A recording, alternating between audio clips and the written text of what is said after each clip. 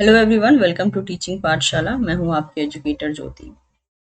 सो finally CSIR ने जो है आंसर की रिलीज कर दिया है, यानी हम बात कर रहे हैं सीएसआईआर यूजीसी नेट जून 2026 के एग्जाम की। ठीक है, तो इसका जो है answer key provisional answer key as well as question paper जो है वो अपलोड कर दिया गया है। क्वेश्चन पेपर मतलब कि आपका जो रिस्पॉन्स शीट था, मतलब जो पेपर आप सबमिट करके आए थे हॉल में, वो एक तरीके से रिलीज कर दिया गया है।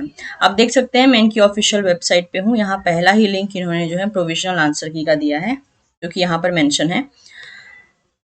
तो अगर देखा जाए यहाँ पे, तो इन्होंने बताया है कि जो जून 2026 का जो एग्ज़ाम था, उसका आंसर की का ड्यूरेशन यानी कि 16 अगस्त, यानी आज जो ये रिलीज़ किया गया, इससे लेकर जो है 18 अगस्त तक का इसका डेडलाइन रहने वाला है। ठीक है, तो 3 दिन के लिए जो है आपका आंसर की चैलेंज का आपको ड्यूरेशन मिलेगा। यानी अगर आपको लगता है कि किसी क्वेश्चन का आंसर गलत दे के रखा है, तो आप उसको चैलेंज कर पाएंगे। ठीक है, तो वो उसके लिए सिर्फ आपको 3 दिन का समय दिया गया है। लास्ट डेट जो होगा आंसर, क्योंकि किसी भी की आंसर की को आप चैलेंज करते हैं या किसी भी आंसर को आप चैलेंज करते हैं, तो ऐसे केस में जो है आपको पेमेंट भी करना पड़ता है।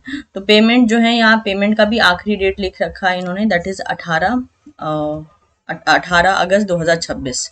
मेक श्योर कि जब आंसर की को आप चैलेंज करेंगे, तो पर क्वेश्चन जो है आपको 200 रुपये पे करना होगा अगर आप चैलेंज करते हैं तो। ठीक है, जो कि नॉन रिफंडेबल होगा। ऑल्सो मेक श्योर कि अगर जैसे मान लीजिए अगर आप ग्रुप ऑफ स्टूडेंट के कॉन्टैक्ट में हैं, तो अगर 4 क्वेश्चन भी आया है, तो कोई एक ही स्टूडेंट 4 क्वेश्चन को चैलेंज ना करे, 4 अलग अलग स्टूडेंट करें। इससे क्या होगा, आप इजीली जो अमाउंट लग रहा है उसको भी डिस्ट्रीब्यूट कर पाओगे।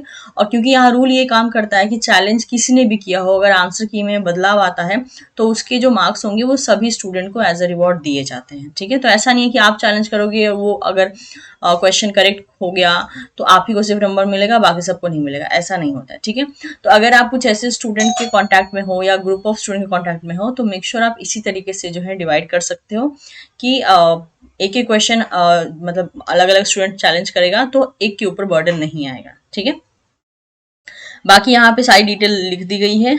अगर आपको चैलेंज कैसे करना होगा, आप लॉग इन कीजिए, आपका रिस्पॉन्स शीट मिल जाएगा, आंसर की भी वहाँ पे शो होगा, और वहीं पे आपको चैलेंज करने का भी ऑप्शन मिलेगा। ठीक है, तो इससे जुड़े सारे इंपॉर्टेंट लिंक आपको इसी वीडियो के डिस्क्रिप्शन बॉक्स में देखने को मिल जाएंगे। Thank you so much. फिर भी कोई क्वेरी हो तो आप मुझे कमेंट सेक्शन में बता सकते हैं।